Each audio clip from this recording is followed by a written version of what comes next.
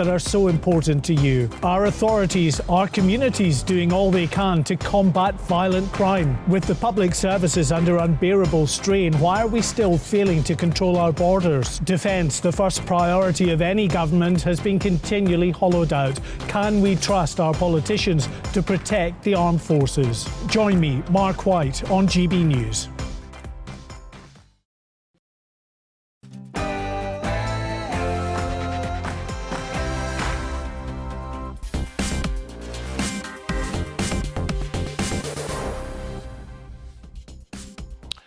The census figures show a massive change in the British population and millions no longer saying that they are Christian. I ask the question, are we losing our identity? Taxes put on businesses by this government doing damage. We have an exclusive GB News report for you. I'll talk about Balenciaga and why the press haven't commented. And joining me on Talking Pints, model and former wife of Rolling Stone guitarist Ronnie Wood, Jo Wood. I'm looking forward to it. But first, let's get the news with Tatiana Sanchez.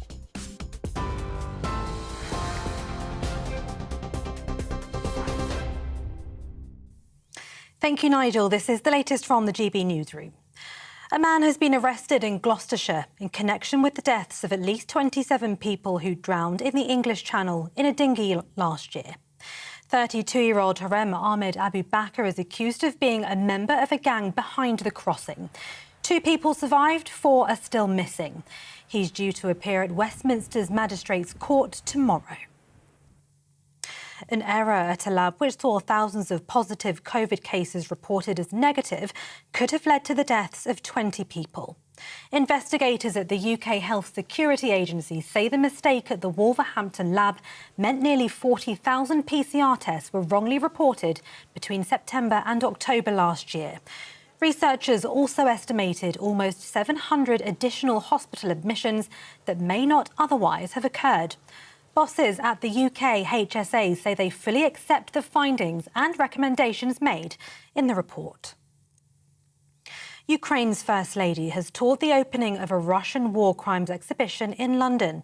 The exhibit documents atrocities committed by Russian soldiers across Ukraine. Earlier, Elena Zelenska spoke to MPs in Westminster and highlighted the ongoing torture and violence. President Zelensky's wife also likened Russia's invasion to the Second World War. China's ambassador to the UK has been summoned to the Foreign Office over a diplomatic row following the arrest and alleged beating of a BBC journalist covering COVID protests. A heavy police presence has been reported in several cities in China to deter further protests after unrest over the weekend. Well, earlier today, the Foreign Office Minister answered an urgent question on the matter. He says the UK government is demanding a full and thorough explanation over the arrest of Ed Lawrence. A section of the new online safety bill has been removed following criticism by some Conservatives that it posed a risk to free speech. The amendment means big tech like social media sites will no longer be required to remove harmful material if it's deemed to be legal. The online safety bill is due to return to Parliament next week after being repeatedly delayed. The Foreign Secretary is accusing Russia's President Putin of trying to freeze the Ukrainians into submission.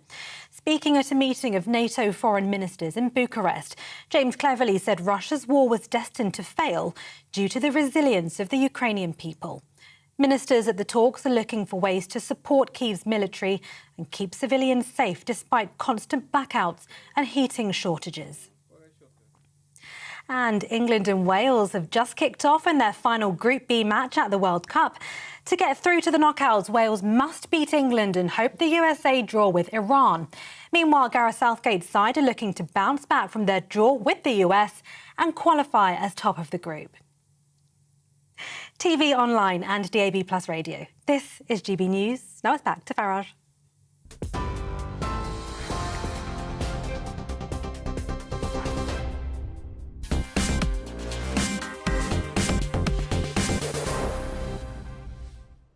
Good evening. The Office of National Statistics today gave us the updated census figures. They show very big and very rapid changes in England and Wales, in our population and indeed in our beliefs. Let's just run through some of the headline numbers.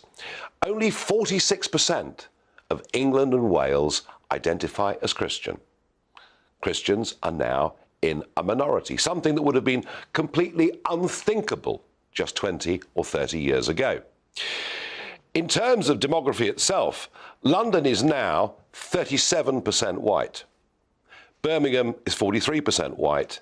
Manchester is 49% white. The three biggest cities in England and Wales are now white minority cities. Again, that is a massive, massive, rapid change. And 1 in 6 Britons are now born overseas. That's up from 1 in 8 just in the space of a few years.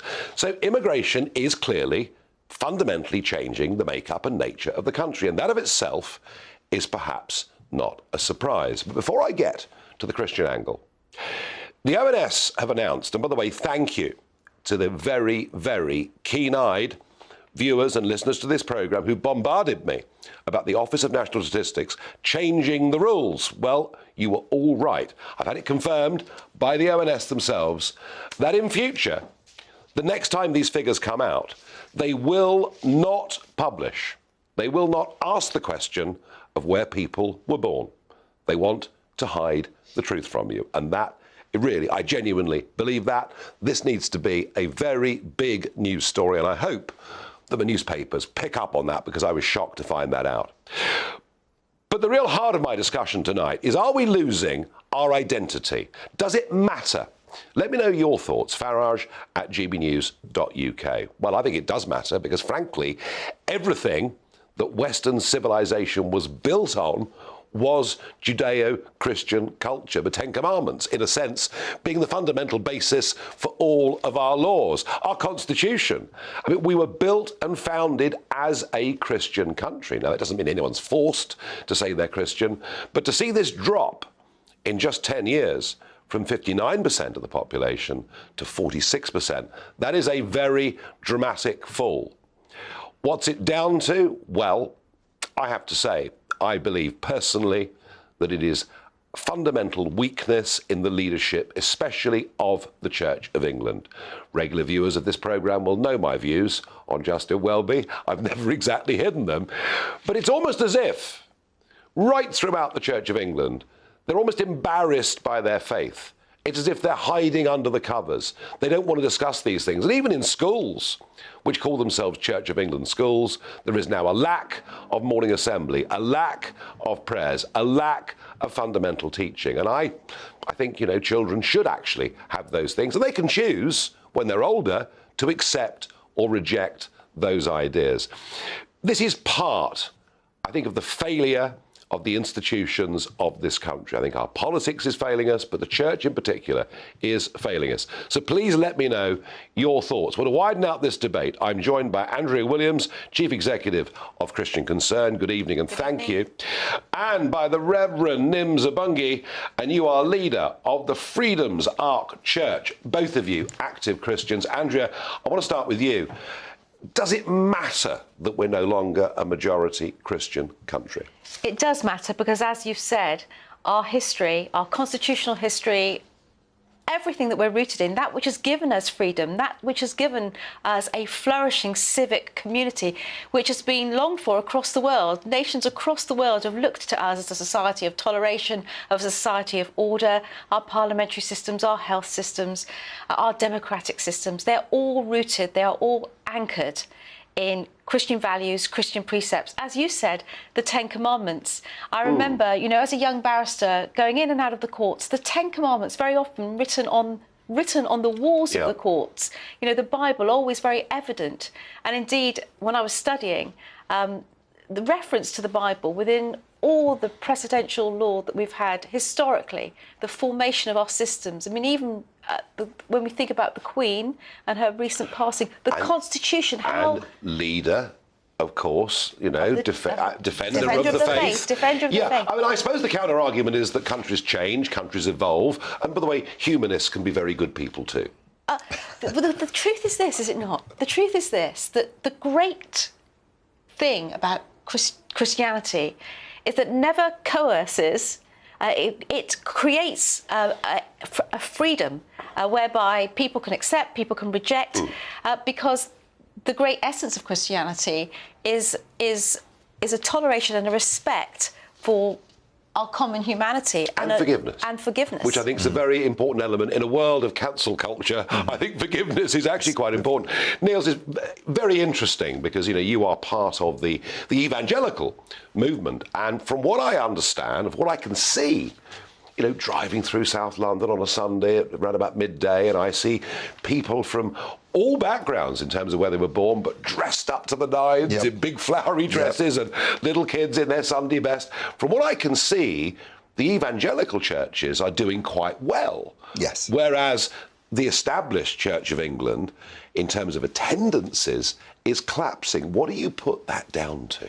I think that one of the things that you find within the evangelical movement is the practice of Christianity is quite pivotal.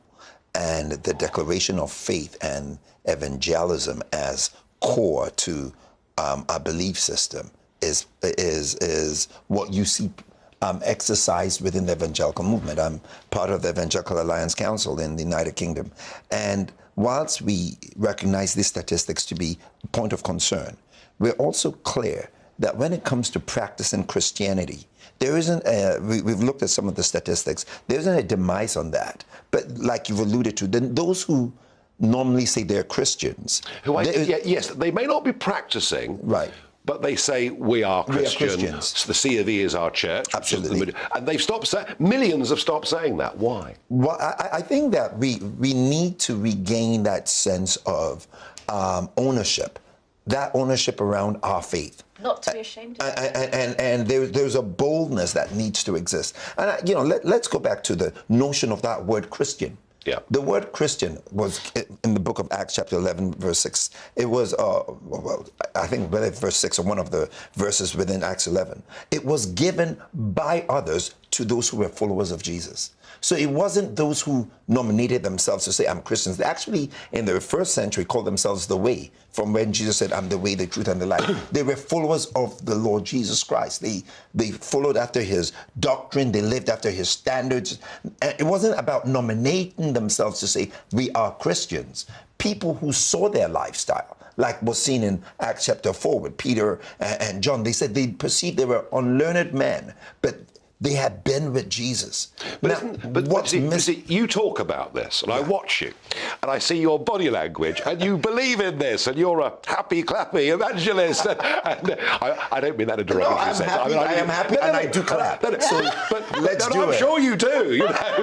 But the point I'm getting to here is, in parts of this country, we say Happy Winterval.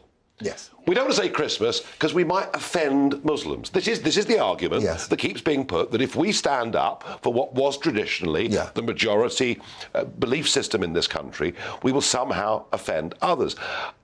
I put it to you, Andrea, I think much of the reason that millions no longer identify is, to a large extent, we are products of how we are brought up, and that means parents, but it also means schools.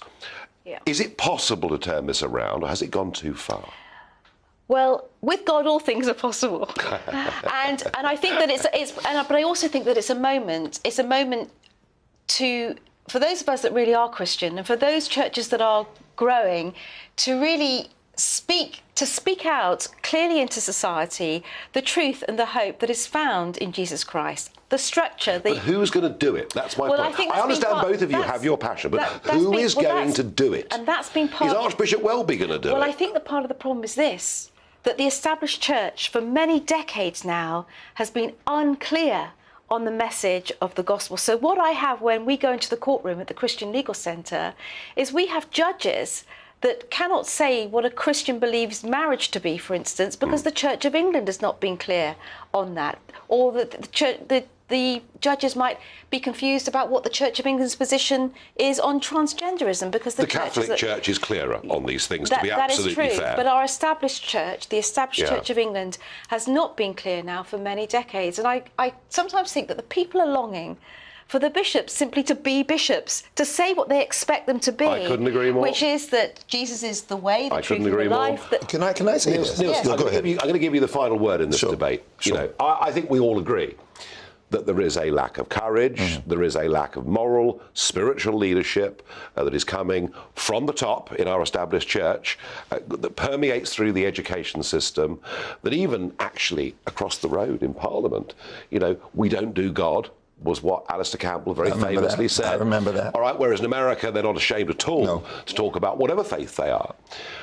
Can we turn this around? And if so, who's going to do it? So I think there's a response from all of us, and that includes you and me.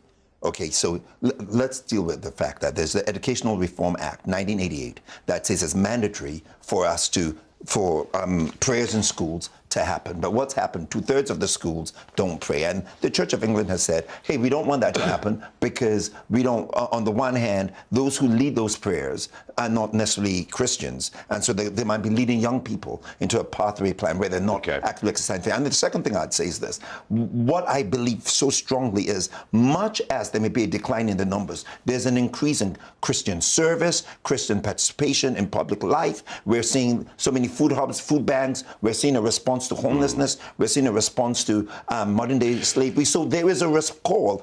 Yes, Archbishop Welby has a responsibility. There are active Christians. There are active Christians, and we need much more of that. And I think that Archbishop Welby at the moment is doing what he feels he can do best, but he can do more. The biggest room in all of our lives is the room for improvement. So I would say we need to pray. I like that. we need to pray through, we need to work together, and we need to demonstrate that we are a united body of people that aren't at each other's throats, but we are desperately for the heartbeat of our nation. Well, a bit of Christian optimism, both from Andrea and from Niels. I do hope you're listening, Archbishop Welby. You need to do an awful lot more, believe me. Now, I couldn't resist that dig. In a moment, we'll talk about this government taxing businesses and it leading to a drop in investment in this country. As predicted, it drives me bonkers. Back with you in a couple of minutes.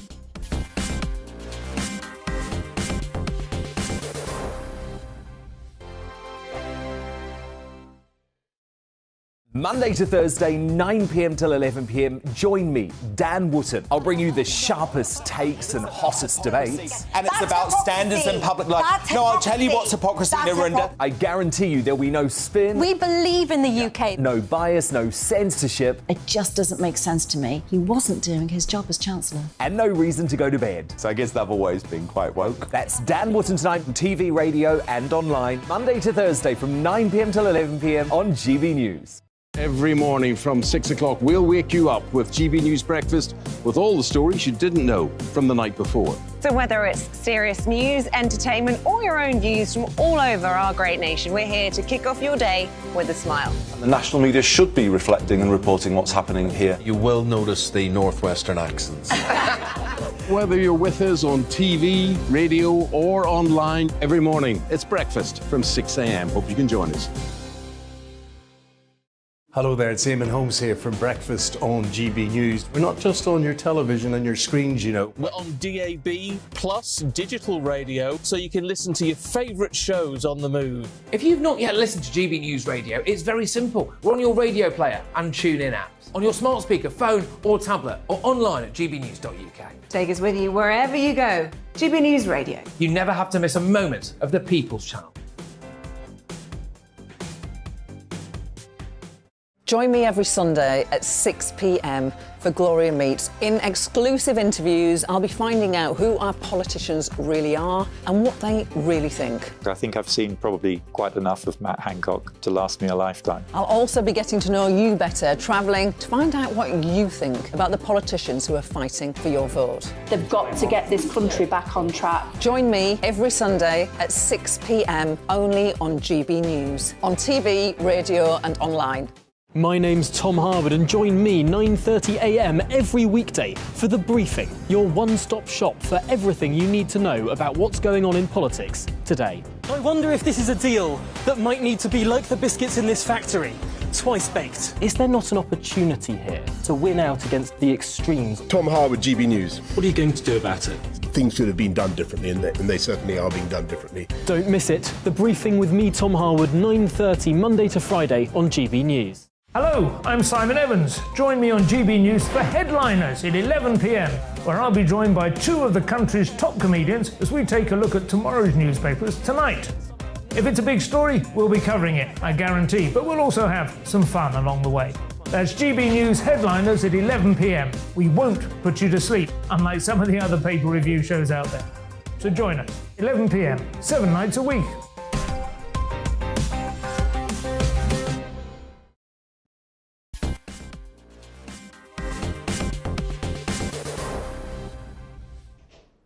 So your reactions to my question, are we losing our identity in the light of the ONS figures? One anonymous viewer says, no, it means people are getting smarter. This clearly is a very strong atheist response to why Christians are now in a minority. Richard says, the Blair government has given away our country without permission. Islamic countries would not do that. African countries would not do that. It's a very fair point, isn't it, actually, that, you know, Blair's whole rub the noses of the right in diversity. I mean, they actually set out to fundamentally change the population of this country. They weren't honest about it at the time, but they have subsequently been. And Ryan really touches on how I feel about this. He says, yes, we are. I'm especially furious that this has happened under a conservative government. What exactly have they conserved? And this is the astonishing thing. With any of these issues, under 12 years of Tory rule, nothing has changed from the Blair years. Nothing at all. Another says, that was a foregone conclusion the minute we started eliminating Christian practices from our schools. And I have to say, I agree with that. And that was very much the debate that we've just had. Now, a couple of weeks ago, we had the autumn statement. Liam Halligan, our economics editor, and I were going out around the country, talking to small businesses, both of us railing against these increases in corporation tax, but also the very concept of windfall taxes I always thought would be bad for investment. Liam, there's a debate, important debate taking place on this in the House of Commons. Tomorrow, you have a GB News exclusive for us. I do. So tomorrow there's another debate on the finance bill. That's all the measures in the autumn statement. And of course, one of the measures in the autumn statement, Nigel, which we highlighted the evening after the statement, is the energy profits levy. This is the so-called windfall tax.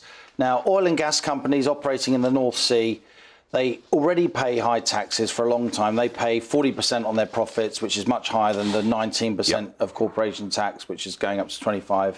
Then in May, Rishi Sunak put that up to 65%, and then Jeremy Hunt in the autumn statement put that up to 75%. Now, the press focuses on what Shell says, what BP says, these massive oil companies. To them, the North Sea is nothing. It's a backwater. And to be honest, to most people listening to this and watching this, when they hear North Sea, they're going to think those big firms, but those firms do not dominate the North Sea at all. The firms that dominate the North Sea are small, often British, oil and gas exploration companies, and they're brought together in an industry body called Brindex. Now, Brindex is the Association of British Independent Oil Exploration Companies, and I've got here a letter that Brindex wrote to the Chancellor over the weekend, and it makes for some pretty uncomfortable reading. These are the small energy companies that account for about 60 or 70% of the oil and gas that we currently extract from the North Sea, and thousands of jobs, well-paid jobs, for skilled and semi-skilled workers. And I've graphicized a couple of the paragraphs from this letter, if we can go to that now.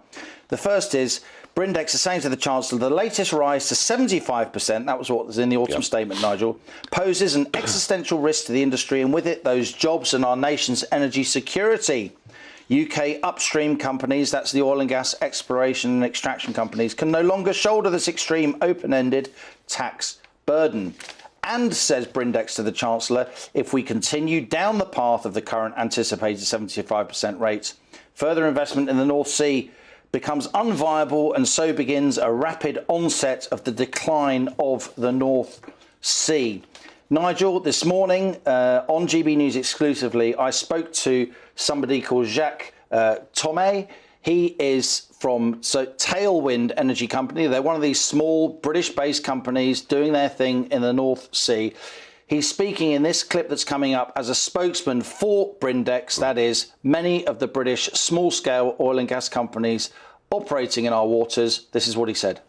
Really here today to talk about what is an HMT-inflicted complete collapse of the North Sea. There will be capital flight, and the timing of this is very poor given how strategic the North Sea is right now in the face of war with Russia, and runaway inflations, this finance bill will increase energy costs to consumers. It will actually lower revenues over time for the HMT because they are on the hook for 20 billion pounds of decommissioning, and that will accelerate as fields get decommissioned earlier. Well, there we are, Liam. It's pretty clear, isn't it, that you know, what he's really saying is if the oil price is through the roof, we can just about live with this. But if the oil price is not, then we're struggling anyway. Investment is going to decline. I am stunned when you said 60 to 70% of the North Sea investment of effective production is from these smaller companies. I mean, I've never heard of Brindex. Because the business press doesn't cover them, because they're not glamorous, they're not high-rolling executives with, you know, flashy offices in the City of London behind your head, Nigel. But they are the oil and gas companies that get into the difficult-to-get-at reserves that we need to access in order to keep those North Sea jobs going and in order to preserve our energy security. Now, this is being debated as part of the Finance Bill in the House of Commons tomorrow.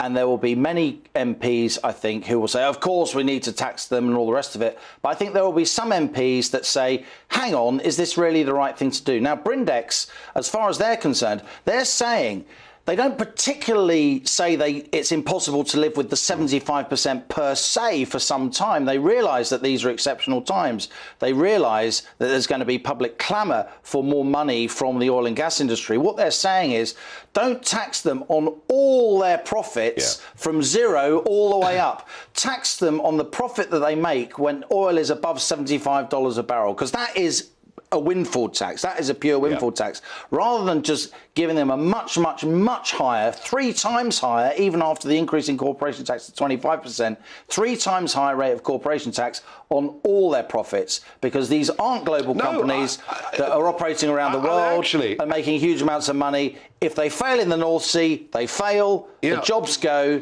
and then the Treasury's got to pick up a lot of the decommissioning costs of their kit in the middle of the North Sea. I think they're being quite conciliatory. I think they are too. And being very sensible. More broadly, Liam, I mean, this is one particular sector. Once a Chancellor of the Exchequer has introduced the very concept of windfall taxes, what's to stop them extending it to other industries? Well, that's the deal, isn't it? That's why I'm generally concerned about windfall tax. Let's say what you like about New Labour. When they came in, they signalled for years that they were going to have a windfall tax, particularly on the privatised utilities. It was thought through. It was audited. It was discussed. They did it. It was genuinely a one-off from a seismic change in the British economy, privatising what were previously state-run, state-funded, taxpayer-driven entities. You could say fair enough, because they ended it there. In the oil and gas industry, Nigel, we've had so many changes under Brown, and then particularly under Osborne, the Tories, and then since March, it's been almost a free-for-all, going from a 40% rate of tax to a 75% rate of tax. Extraordinary. And a lot of these small companies in particular, they're not Shell and BP. They have what we call highly leveraged balance sheets. They've taken on a lot of debt in order to do this extraction. And if you keep moving the goalposts on them, their creditors they'll give them what we call a margin call. They say, well, I want my collateral back. You now have to pay me back half the debt. It's just a disaster. And then they sink.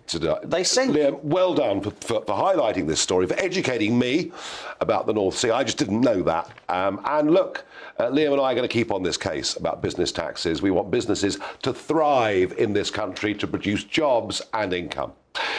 Now, going back to those ONS figures earlier, yesterday was Albanian Independence Day. Quite why Bedford Town Hall thought it appropriate to fly the Albanian flag, I don't know.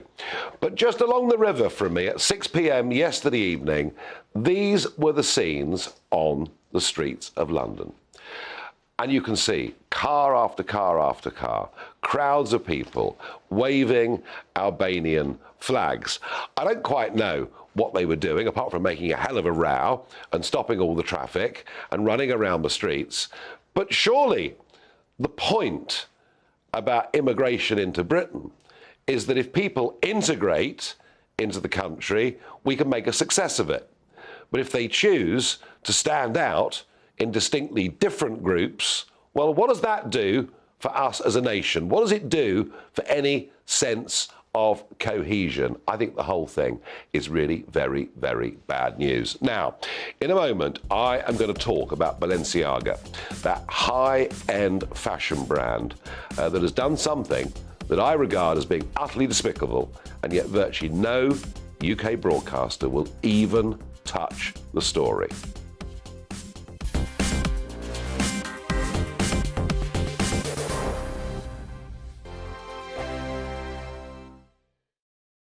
We are GB News, and we'd like to say thank you to each and every one of you for bringing us your conversations, for helping our great nation find its voice. We are here for you on radio, television, and online, across England, Scotland, Wales, and Northern Ireland. It's not the BBC, you actually get your facts right. We are proud to be GB News, the People's Channel, Britain's news channel.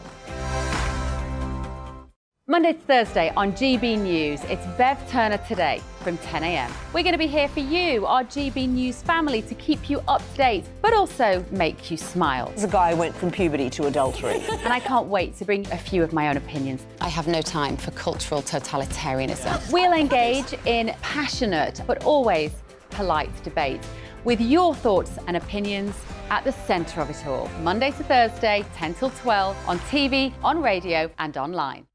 Every Friday and Sunday night from 9, it's Mark Dolan Tonight. We're on the same page again. There's something weird happening. Let Ian finish. Don't be such a cranky.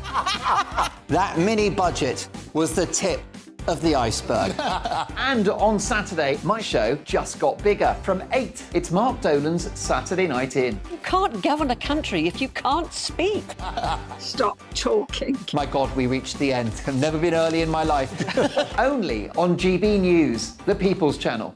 We are GB News, right across the nation. You can get us on television, on radio, on digital. We're absolutely everywhere. Amazing. You see, amazing. You remind me of me in the European Parliament. But here's the most important bit. We are not part of the mainstream establishment. We think and speak just like you do. We are the People's Channel. Magnificent. That's really, really thoughtful. Come and join us on GB News, the People's News Channel. Hello, I'm Alastair Stewart, and I'd invite you to join me at noon on Saturdays and Sundays for Alastair Stewart and Friends. I've been in this business for over 40 years. Now, here at GB News, I've never been happier. I get to choose the big stories that really interest me. We hear what you have to say, and you hear what I have to say. I really hope you can join me, noon on Saturdays and Sundays.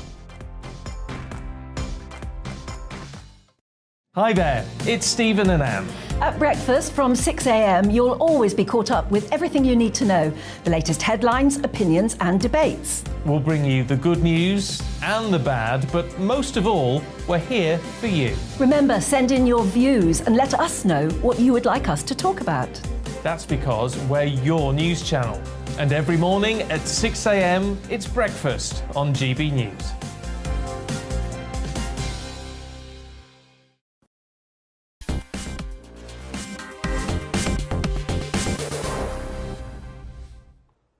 Well, of course, it's the World Cup football. By the way, it's 0-0 between England and Wales as we speak. Let's hope it spices up a bit at some point.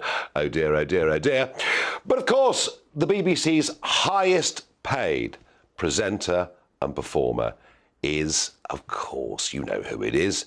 It's Gary Lineker. Well, he's virtually Saint Gary, isn't he, really? He is a patron for all good and just causes, and he has been oh so critical of the fact that the World Cup football is being held in Qatar, and the fact that Qatar don't have the same level of human rights that we do. Well, of course they don't, Gary. They are, of course, a Muslim country. No one dares say that. It just happens to be true. They have a completely different set of values.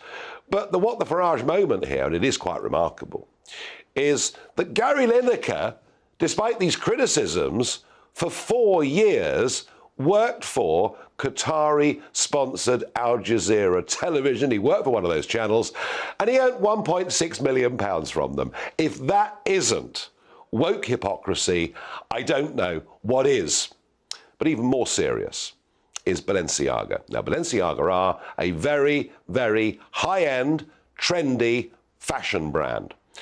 Yes, all of their goods cost an absolute fortune, but they are patronised by many of the liberal, great and the good on both sides of the Atlantic.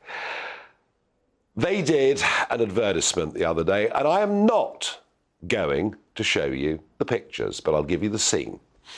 A table with lots of sort of champagne glasses on, a child, and I mean child, standing, holding a teddy bear dressed in bondage gear. There were other pictures of children standing on a bed holding this highly sexualized teddy bear. Another shot showed some papers on a table, and they were from a Supreme Court judgment in America about, wait for it, child pornography.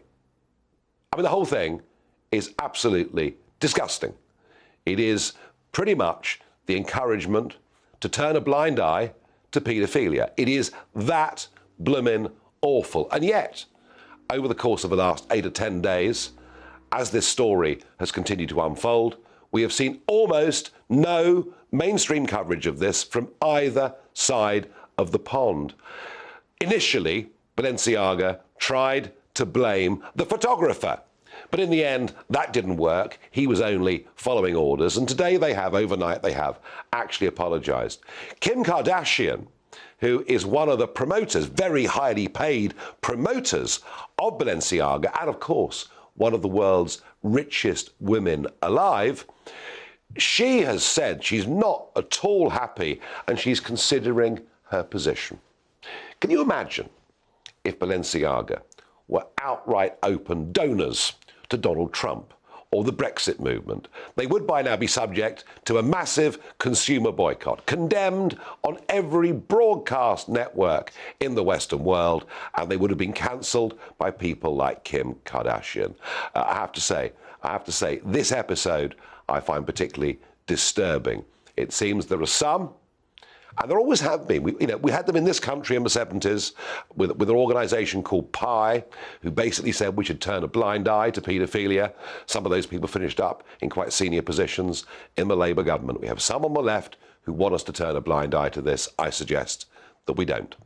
And a final thought on China. I was discussing this with John Bolton last night, but it seems that the white sheet of paper protests in China are growing in pretty much every major city, posing President Xi's administration with one hell of a challenge. What do they do? Are they going to crack down hard? Are they perhaps going to bend just a little bit to the protesters and admit that a zero COVID policy, that endless lockdowns don't actually work? We will see.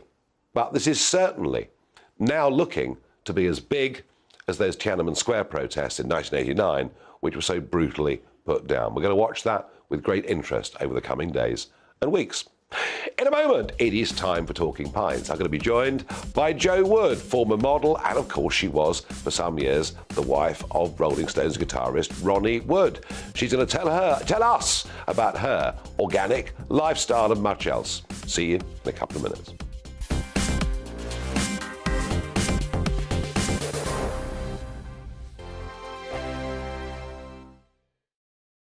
Monday to Thursday nights on GB News. At 6, it's Dubes & Co. 7 o'clock, Farage.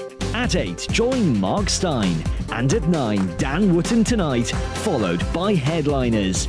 On TV, radio and online. This is GB News. We are GB News, the People's Channel. Why not take us home with you by visiting the GB News shop at gbnews.store. You'll find all the official merchandise, a really good present actually for yourself, your friends or your family. We ship across the UK mainland at no extra cost. GB News, the People's Channel.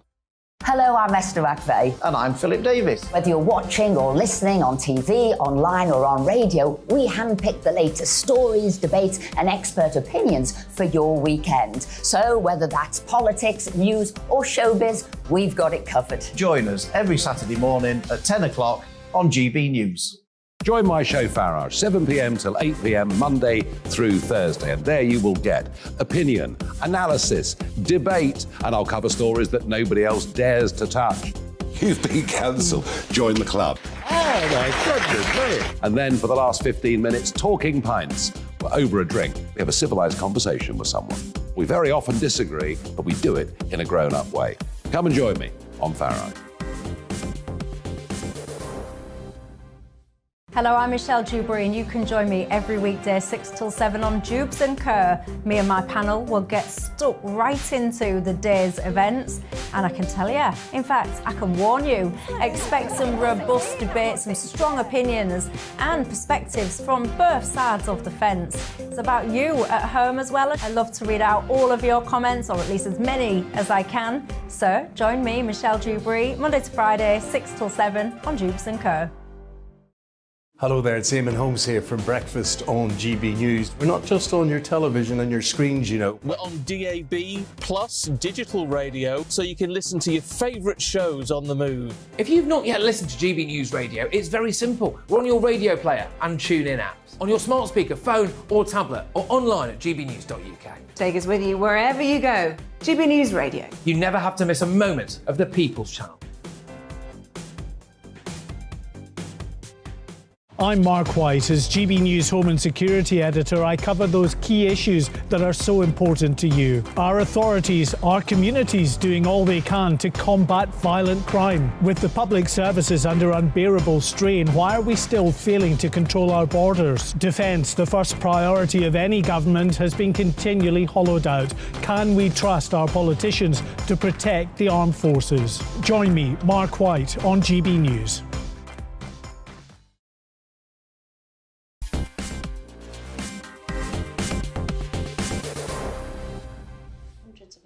Welcome back. It's Talking Pints. I'm joined by Jo Wood, and I'm going to share with her an organic cider. Jo, Yes. welcome to the programme. Thank you, Nigel. Good to see you. Now, oh, it's very good. Now you... Oh, that is good. It is good. Now, you went into modelling Yeah. when you were very young. Yeah. And had sort of very quick success, you know. The Sun had you as the face of the year and all the rest of it. Oh, my goodness. And that must have been pretty amazing, because it happened very quickly, didn't it? Yeah, well, it was my dream to be a model. I was in love with Twiggy at the time. And so my parents didn't have any control over me going to London and following my dream. My dad hated it. He said that he thought if I became a model, I was going to become a prostitute. Judgmental parents, yeah. But anyway, I did that, and then I modelled up until I was 22. I did get married first at 18. Yes, so you... And then I left him at 20. I had a child, Jamie. Yep. And then I was just modelling again, and I met my next husband. Who turned out to be the rather well-known Ronnie Wood and this incredible band, the Rolling Stones. I've got a present for you, actually. Have you? Ta-da! Ah, right, here it is. What a great title, Jo Wood's Stoned. Well, I guess that does make a lot of sense. You must have gone into, and I know, and I'll look at this, you must have gone into just the craziest lifestyle. Yeah, 1977. And they were recording. He said, "Come to Paris." Yep. And we went to Paris, and they started recording Some Girls.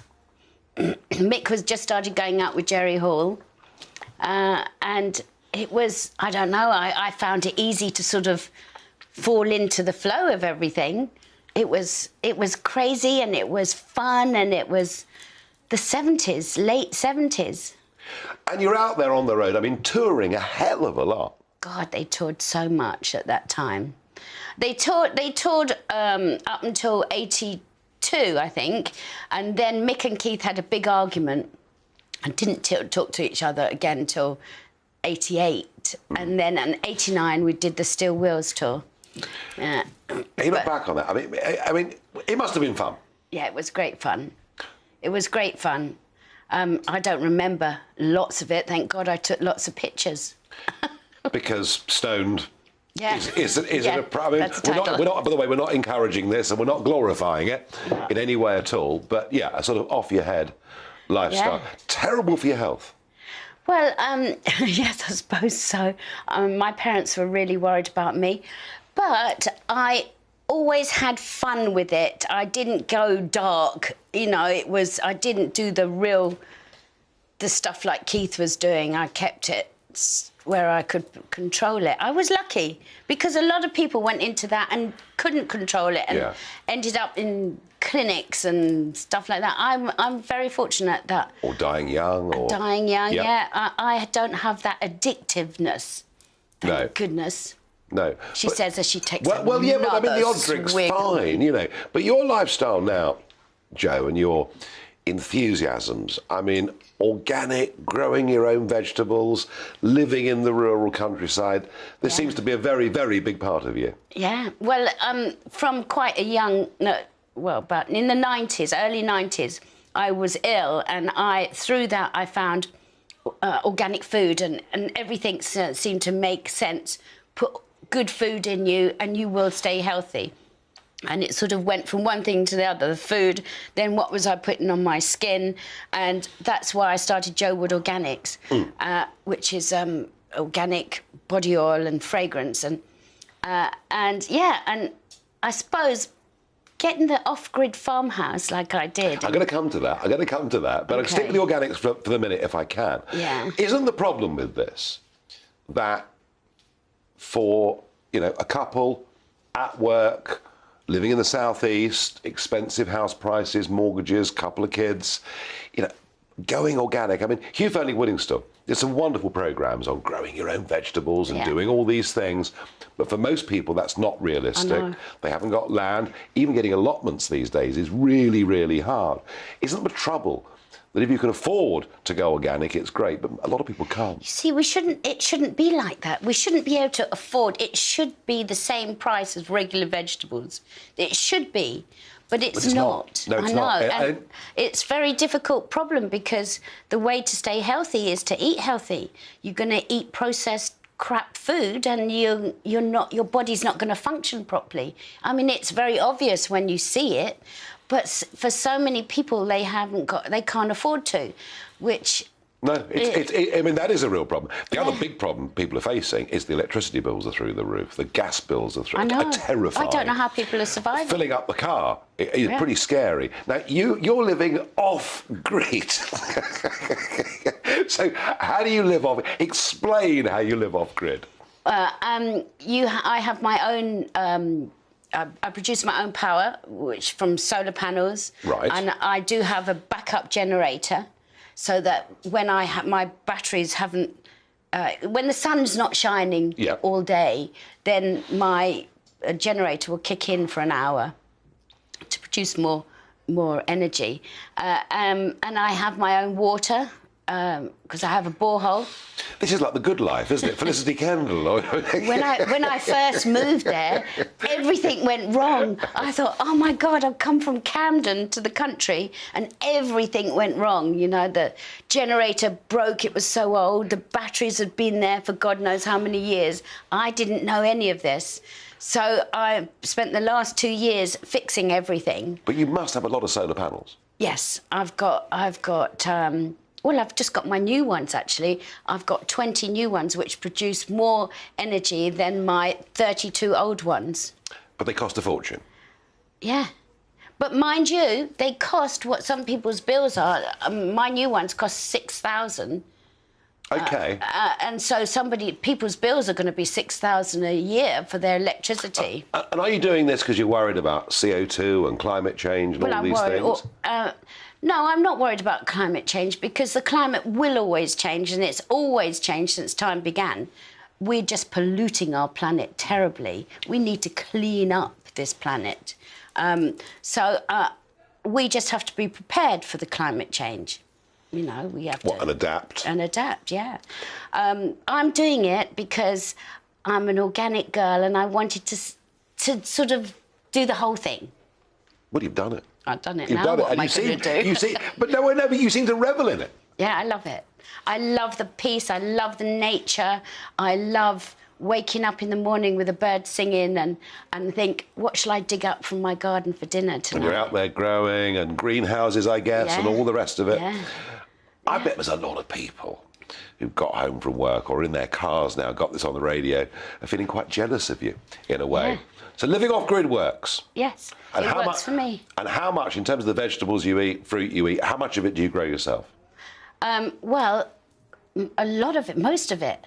Most of it? Yeah, and if I don't grow it, then I get my Riverford delivery of meat and eggs But it's easy for me. I live alone and I can just dig up my vegetables, a couple of potatoes and some carrots, and I can make dinner. No, it sounds like a lovely lifestyle. Now, you've often been in the public eye, of course, over the years, and you've been on Strictly Come Dancing, and you've done all these different things. But the one area, Jo, that, online people tease you about. I know what you're going to say. Well, I know, but we got to talk about it. I know what you're going to say. This Alien Nation podcast. I mean, what a title. So tell us about aliens. Well, I have always had this open mind about everything, always, ever since I was a kid. Me and my brother used to say, what's out there? What is out there? We can't be the only planet with people on. So we always used to talk about that. And then about 20 years ago, gosh, it keeps getting bigger and bigger, that gap, I was with Ronnie and we were on holiday in Recife in South America. And I was packing, we were going home, it was 11 o'clock at night. He was out there, out by the sea, and he starts shouting, Jo, there's something weird in the sky. I thought, oh dear, what's he going on about? And I went outside, and there over the sea was this thing, and the lights from under were going onto the sea. And I stood there and I thought, what the hell is that? He ran in to get his glasses. It lifted up, it went to the right and shot across the sky at a speed that I have never seen anything like it. And I went, oh my God, I've just seen a UFO. Wow. And the next day on the plane, that we picked up the paper and it said UFO invaders Brazil. Were you stone cold sober at 11 o'clock Yes, on this particular evening? Because I know a lot of people do see funny things at 11 o'clock. So you believe there are other... Well, interestingly, I've always written this off as being completely crackers, but it is interesting, actually, in America, actually from within government, there are more people giving some credibility to this. Yes. We'll have to see. What does life hold from here? Ooh, all sorts of things. I'm just starting on my second... Two Stoned, it's going to be called. Two Stoned, right. And I've started a wallpaper company with my friend, and we're doing sort of based on vintage ideas. Just stuff, lots and enjoying of stuff. yourself. And enjoying myself happy. and my family and my grandchildren and all that sort of thing. Good. What a pleasure to have you on Talking Pints. It's a pleasure to Thank you very much, Nigel.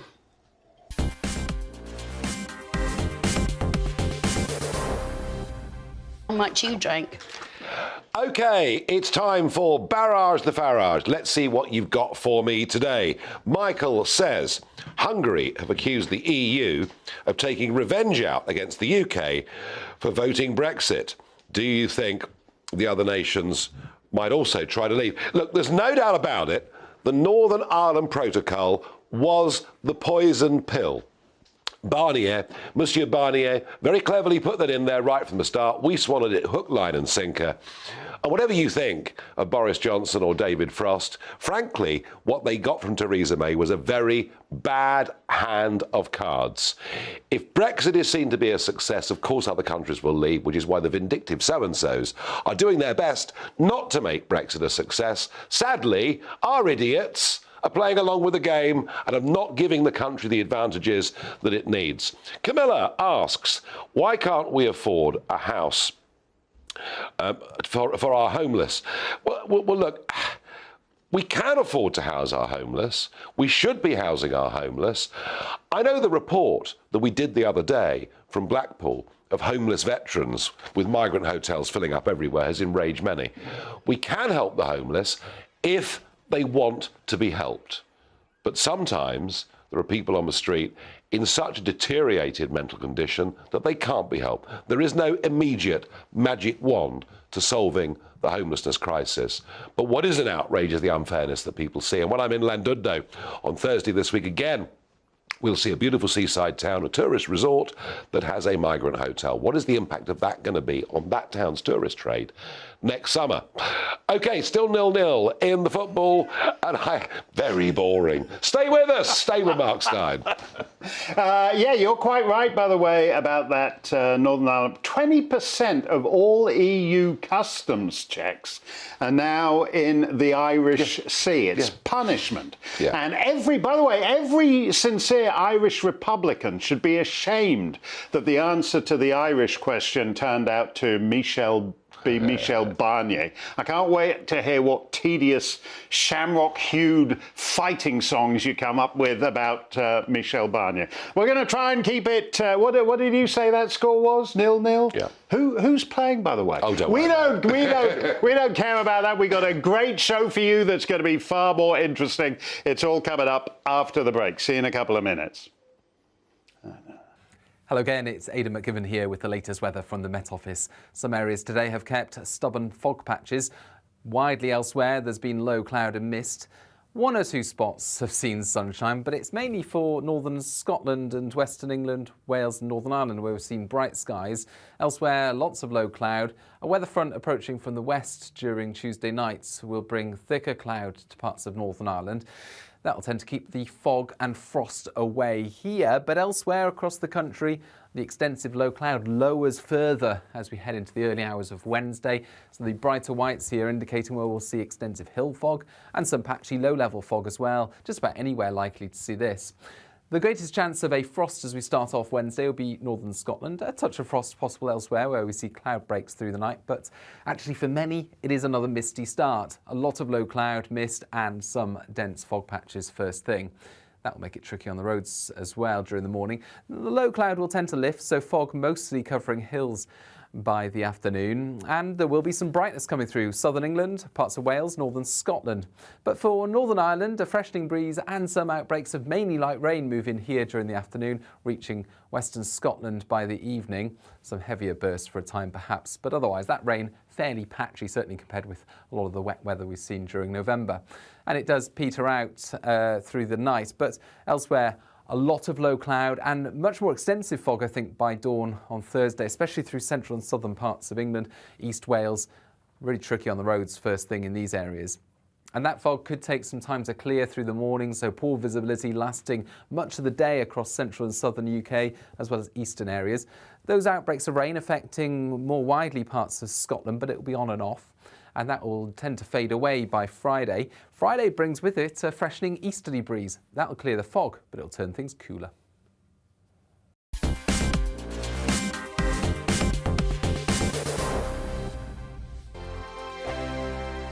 My name's Tom Harwood and join me 9:30 a.m. every weekday for The Briefing, your one-stop shop for everything you need to know about what's going on in politics today. I wonder if this is a deal that might need to be like the biscuits in this factory, twice baked. Is there not an opportunity here to win out against the extremes? Tom Harwood, GB News. What are you going to do about it? Things should have been done differently, and they certainly are being